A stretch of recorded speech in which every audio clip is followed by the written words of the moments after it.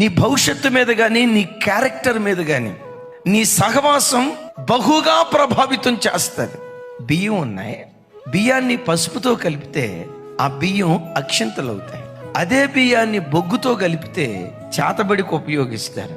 అదే బియ్యాన్ని బెల్లంతో కలిపితే పాయసం.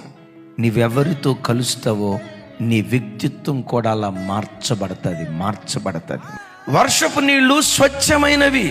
ఈ వర్షపు నీళ్లు బురదలో పడ్డాయి అనుకోండి, స్వచ్ఛమైన నీళ్లు మురికైపోతాయి. అదే వర్షపు నీళ్లు వేడిగా ఉన్న పెన మీద పడ్డాయి అనుకో, ఆవిరైపోతాయి. అదే స్వచ్ఛమైన వర్షపు నీళ్లు ముత్యపు చిప్పల్లో పడితే ముత్యాలుగా అవి మార్చబడిపోతాయి. దైవజనమా, నీ ఆధ్యాత్మిక జీవితం మీద నీ స్నేహం చాలా ప్రభావితం చూపిస్తుంది అని ఎరిగి నీ స్నేహాల విషయంలో యేసు నామములో జాగ్రత్తగా ఉందువుగాక.